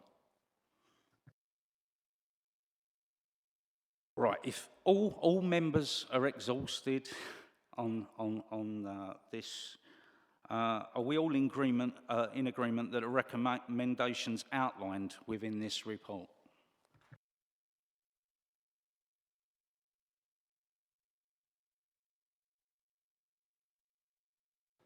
All agreed? Okay, we'll move on to item 6. It's Transport Vision and Issues and Opportunities Update. And can I ask the officer to introduce the report? And I'll give the floor to Matt Kelly. Thank you, Chair. Thank you, members. The purpose of the report that's been submitted to committee this evening is to update members on the work that's been undertaken to draft and develop the transport vision work and the evidence-based and issues and opportunities work that has been undertaken to inform that work. Members might remember and recall that we, as a team, have developed and submitted and discussed the interim transport strategy, and the work that's coming to you this evening and that's been submitted through the report is work that reinforces and supports that transport strategy, the interim transport strategy work that's already been undertaken and discussed through local plan task force and overview and scrutiny. This evening is an opportunity to go through the work that's been undertaken for the vision and the additional work that supports that. As you can see on the screen, I've got some slides to take us through. It's really a summary of the information that's provided within the report, just to sort of help flow the conversation. So just conscious of time, but it should help just to sort of take us through and stimulate some conversation. And then obviously some questions, comments and input from yourselves following that, if that's okay. Thank you. So, as I've discussed, the work that we're taking forward on what we're calling our transport plan has a number of layers. There's an evidence base which is identified through the issues and opportunities work, which looks at the gaps, looks at the opportunities within the network and identifies where there are potential opportunities to look at enhancements and improvements for the transport network going forward. Oh, we've skipped on already. Sorry. So yeah, back to the vision. There's then sorry, Kenna, can you just go back it's skipping on its own, isn't it, I think. Then the vision work, which is presented this evening.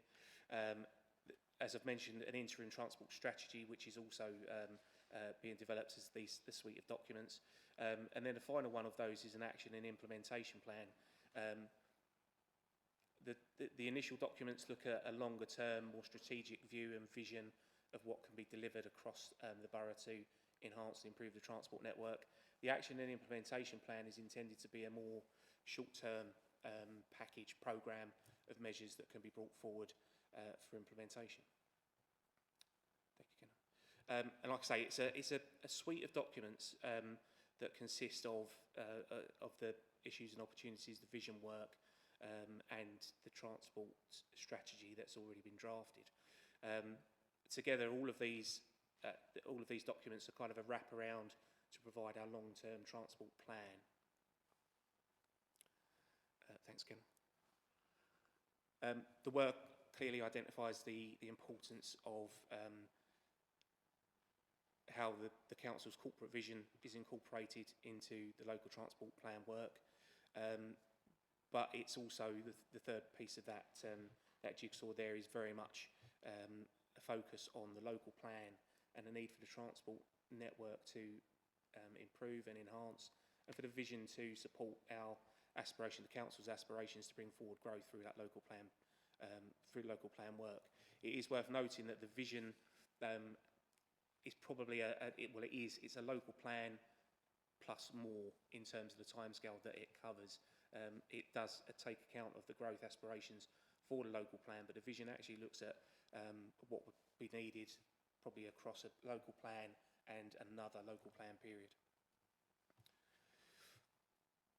The work within the vision puts Thurrock very much at the centre of what we're doing in terms of improving the transport network, and it's important to note there that within this work we are identifying that we're at the centre of the conversation, but have very good links to the other authorities that will play a part in the conversation and our vision to grow the network going forward.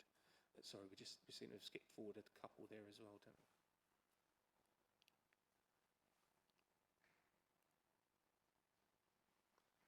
Sorry, Ken, are you right to? Yeah, it's gone on. It's gone on a few.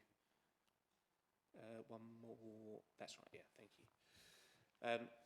And again, the work that we're undertaking with the wider transport plan looks to our colleagues and how we work together with the subnational transport bodies of Transport East, which Thurrock is a part of, and the Transport for the South East STB, which we are linked to, and obviously looking at how our transport links are affected and can be influenced, and how we will influence over the connectivity with London and our boundaries there.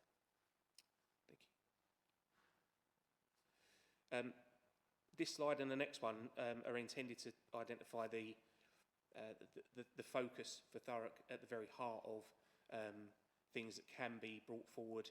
The vision is very much an aspirational piece of work, looking at that period through to 2050, looking at how transport improvements for Thurrock can be applied and delivered, but also looking at the wider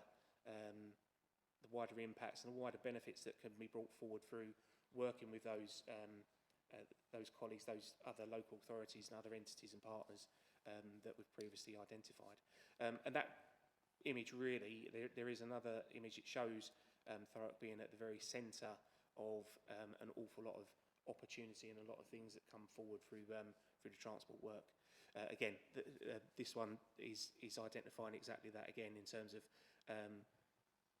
our location within that wider Thames Estuary area, and the potential for improved connection to, from and within Thurrock, but also the wider areas identified there within the image.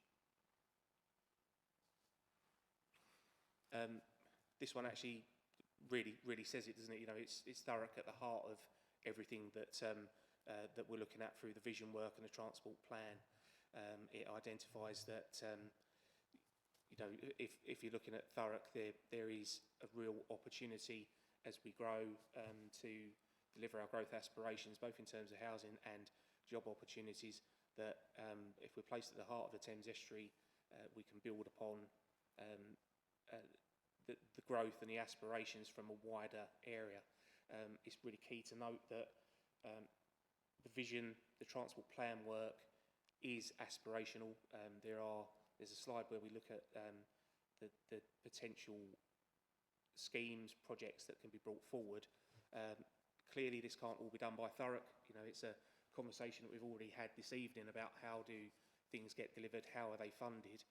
But the vision work and the local and the transport plan work identify these aspirational areas of work that we want to bring forward, and it really links into how we can make this happen in terms of lobbying for support with others that will want to bring forward transport improvements across the network, improve better connectivity, and look to connect the areas of growth that are set to be delivered. And again, that just kind of reiterates the fact there. Within the vision work, it's really brought out and borne out within the work that what we're looking to do is produce a vision, a transport plan that is multimodal. We've spoken previously with the transport strategy work at ONS and with local plan task force, but there's a need to look at all of these different multimodal areas, and there are a number of them identified within this image. But key parts of that are looking at multimodal roads, public transport enhancements and improvements across a whole range of areas there, and also looking at walking, cycling as a key part of the vision and the transport plan going forward, to encourage more active travel and a healthier community and a healthier place. The vision statement, it's in the report, it's in the documents that have been provided. It's a statement that we've put out there to really encapsulate what the work is intended to do, and what we're looking to deliver through the vision and the transport plan work. It's really there for members to take a look at and to comment on, just in case there's any sort of issues that you want to raise with that. But it kind of encapsulates what we're looking to do to bring forward that greater connectivity, to be innovative in terms of the things that we've included and that we will look at and explore in more detail through the vision work, and to obviously support economic growth and our growth aspirations. Again, the goals have been presented previously within the interim transport strategy work and with discussions that we've had with ONS previously and with the local plan task force. There's a set of 10 goals there that you know, won't be a surprise to anybody, but I'll just pick out a few there that, you know, looking at an accessible and inclusive network that supports Thurrock's communities, looking at the climate change responsibilities and the resilience of the transport network to support that side of the agenda, and again looking at active travel choices to encourage more people to walk, cycle and be more active in the way that they do travel, not for all journeys but for, you know, hopefully increased and more journeys going forward. Other goals include modal shift. So, you know, we've spoken about multimodal roads and an idea of a modal shift towards public transport and supporting that through our growth aspirations and the work that we bring forward through the vision. The idea is not clearly not to be anti-car within the vision and the transport plan work. It is to identify a whole range of opportunities and modal choice that people can take account of now and into the future. Obviously, as more growth is delivered across the borough, that is likely to mean more cars on the road and potential for more congestion. That could lead to the area not being as attractive for investment and economic growth going forward. So it's looking at a package and a balance of measures that can be brought forward so that there is obviously still the support for car-borne traffic, but offering and providing more sustainable opportunities as well going forward. 8 strategic priorities identified there as well within the vision work. It kind of says, it does what it says on the tin there. It's looking at those key areas. We've covered a few of those already, but within those 8 strategic priorities, it's really key to look at new technologies and potential new modes of transport that could come across within the vision period. There have been quite stark changes in some of the ways that people travel now in terms of electric charging for vehicles, for scooters, for bikes and the like. Also, technology means sometimes there isn't a need to travel. Working at home is something that we're all now very much more used to, and it's looking at how we kind of, again, provide a balance of those things across the work that we do. Another key point there is the river, and when we've taken this work with the interim transport strategy to members previously and a local plan task force, the river is always mentioned in terms of ensuring that we make best use of and most benefit of the river going forward, and that is in terms of looking at freight opportunities to use the river, and also looking at commuter opportunities to encourage more riverborne traffic. That is something that comes out time and time again when we speak to members, and you know, Thurrock is based on the riverfront. It's probably our biggest asset.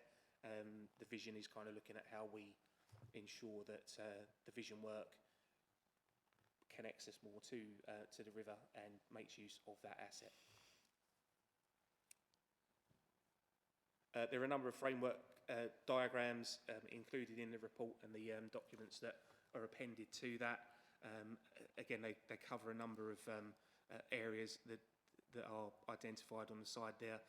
Previous version of this presentation, I think, was going to be a bit clever in terms of the animation and bringing things in, but I think it's a case of the next slide just provides an example of one of those framework diagrams.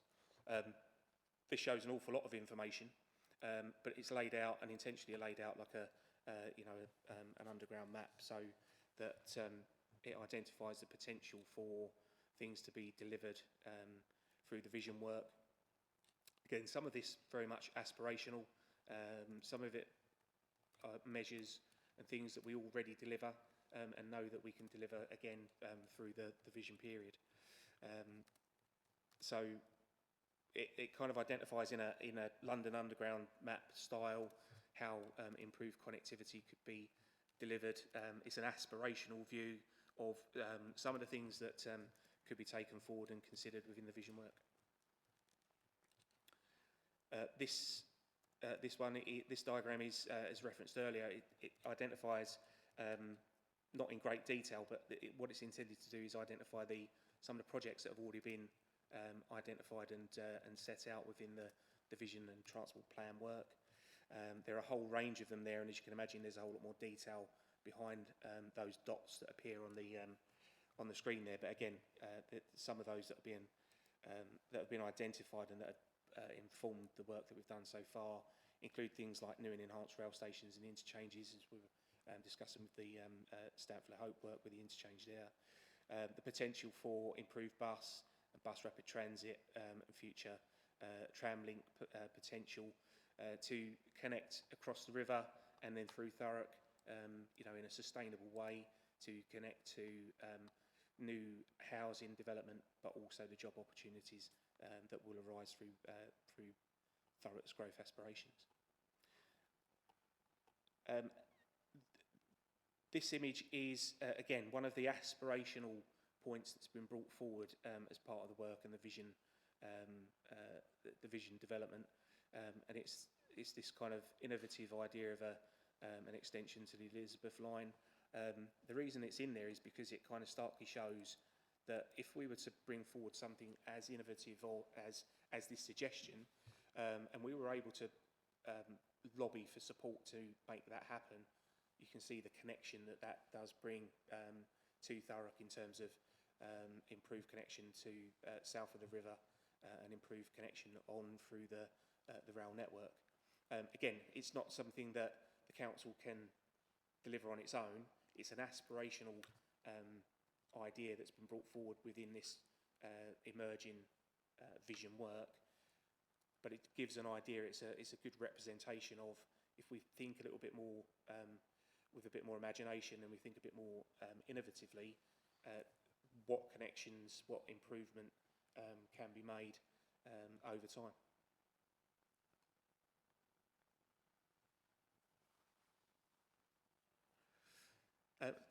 So that's the end of the presentation. What I was going to do is open up to questions, Chair, if that's okay. In terms of the report that's been submitted, the documents that are appended to the report, or indeed the presentation that I've just given. Thank you for the report, Matt. Just a quick question before we open up to members. With regards to transport links and buses, we've seen the bus operator Ensign, I do believe, sell the business onto First Bus. The routes that Ensign covered, have we got assurance that they will still be in service, or all the routes that they covered? Chair, I'm not 100% able to answer whether that is the case or not. I know that there are the announcement's been made in terms of Ensign being sold to First. There are some discussions to be had with that operator to understand exactly which services will continue. At the moment, I'm not able to comment one way or the other as to which ones will continue or not, but that is something that we can obviously report back if there are changes to the network. Thank you, Matt. I do apologise with my statements tonight, but I'm going to make another one. With the powers that be that strive to achieve a zero carbon by 2030, the vision, the way I see the vision going is creating more poverty for those who just simply can't afford expensive new modes of transport. Because you're talking, I mean, even if you purchase a Vauxhall Corsa, I understand, they start off at £27,000. Now, the initiative that government are looking at giving, I don't think is simply enough for people to change people over to electric modes of transport. And personally, I don't think that electric modes of transport are the future. I believe that, that hydrogen fuel cell vehicles are the answer, and they will come in time. But going back to heading towards the zero net carbon, I just see, like, I've got visions of the founder of the WEF, Klaus Schwab, and his vision that you will own nothing and still be happy. Now, is that going to be the case for the people in Thurrock? You will actually own nothing, but you will be happy, because that's the way it's heading. I certainly feel that it's going to be creating more poverty, putting these, you know, these extra measures on people that simply can't afford it. Open up the floor to members. Councillor Kelly. Yep, thank you. Thank you very much for that detailed report. So looking at the sort of the long-term vision here, obviously as a council we're against the lower Thames crossing. Obviously there are references in the report to that, and we have to be realistic that, you know, it might be it might go ahead even against our wishes. I think for me as well, looking at the A13 east-facing slips are going to be very important going forward. In terms of the lower Thames crossing, I think we should have a backup plan in terms of it going ahead, if it does, as to what works for Thurrock. Because at the moment, you know, it is a scar. I think it is a poor design, and I don't think it works for us. So long term, whilst we are against it, and we need to keep fighting that, we do need to look at ways in which it does work for us. I'll give you an example. I think a Tilbury Link Road straight into what potentially might be a free port would work for us. And also the benefits of the scheme. I've noticed recently that our neighbouring boroughs have taken a lot of the funding from the Lower Thames Crossing Fund, and we've not really taken advantage of that. Obviously that makes sense on the basis we're against it, but at the same time I do think we need two avenues. One that's against and hope that it never comes, but the other is to say, actually, if it is coming, this is how it's going to work for us, because ultimately that right there is what I'm looking at is a very poor design. So I think we do need to, in our vision, look at potentially how the Lower Thames crossing could work for us, even though we don't want it. So that's the first part of you know, the long-term strategy. Can we look into that? And obviously look at what we can claim in terms of what they are offering. I know Havering have got sort of a new woodland, and London boroughs have taken that. I know they've invited bids for local communities in Thurrock to start, you know, putting in claims for certain funding schemes. And then really, again, it's just to push this idea of east-facing slips at Lakeside. I know it's an ongoing one, but it is an important one. I think it's really going to take and alleviate a lot of traffic in Purfleet Lakeside. So that would be, I think, a second really key point in trying to alleviate traffic in Thurrock. And then the third one is, if we're going to have if we're going to be against the Lower Thames crossing, what are we doing to, you know, alleviate the issues we've got at Dartford? Can we promote another crossing? But could we look at ways in which that could be outside the borough? But ultimately, if we're going to be against it, we need to, you know, we can't negate the fact that Dartford has huge issues at the moment. So, yeah, really centering around, if the crossing goes ahead, how can we make it work for us? And the second is really pushing the east-facing slips. Thank you. Thank you, Councillor Kelly. Matt, if you'd like to. Thanks, Councillor. Yeah, I mean, the LTC work, so the way that the vision's been taken forward, and some of the additional work that we've undertaken to inform the vision has taken that kind of with and without view, and a balanced view of how do we deliver the vision if there is no LTC, and how do we deliver it if it is brought forward. There is a start conversation to be had, and it is being had, and has been over a period of time, in terms of the mitigating measures that would need to be applied to support what Thurrock needs in terms of, like I say, access to jobs and enhancements on the network. That's an ongoing conversation that the LTC team here at the council have with the National Highways and LTC team, to understand what can be brought forward to support the council's mitigation measures, and to reduce the impact of the LTC. Yeah, and it's an ongoing conversation. In terms of east-facing access, that's that's an interesting one because it's something that it is a key point. It's a key point within the borough. We know, don't we, that it's that side of the borough and the Lakeside Basin encounter regular issues, and when there's an incident and there's major congestion, the lack of an east-facing access just compounds the problem. Something that the council have been looking to bring forward probably for 25, 30 years. We are continually in negotiation and conversation with National Highways colleagues. I think there is an outstanding action on me through overview and scrutiny to provide an update paper for east-facing access.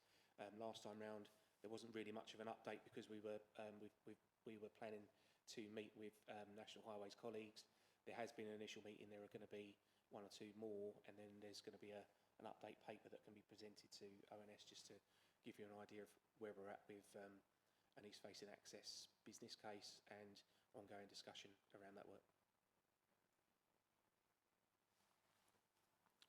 Thank you, Matt. I'll just echo that, Councillor Kelly. I mean, they're really needed. They are needed. Anyone else?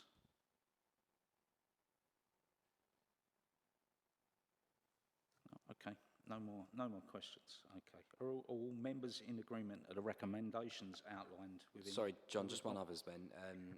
Very quickly, there's obviously an emphasis here to encourage housing around stations, to promote transport via train links. Obviously, going back to our last point, that is why it's so vital that these stations are upgraded and they do have decent crossings, because at the moment, if we encourage housing in these areas and the stations are way out of date, it's not necessarily helping the issue. So it's in there that it's acknowledged that the station areas are good places for growth in terms of providing accessibility on sustainable transport, but that also does come with, you know, those stations being updated to a more modern level. Thank you. Thank you, Councillor Kelly. Matt?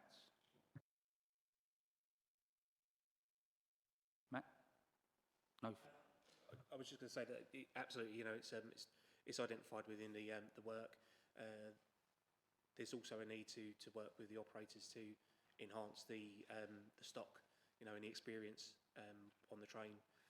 Also within other modes of transport to make them more attractive, more accessible, and a viable option for people.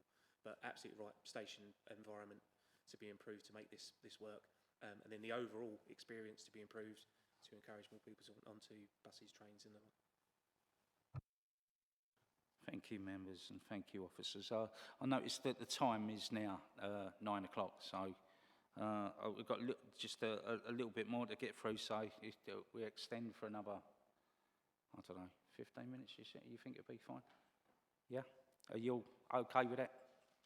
Yeah? Okay. Right, so if we... all members are in agreement of the recommendations outlined in the report? Yeah? Okay, and we can move on. Thank you. We move on to the work programme. The work programme is included on pages 129 to 132 of the agenda. And does anyone have anything they wish to say or add to that work programme?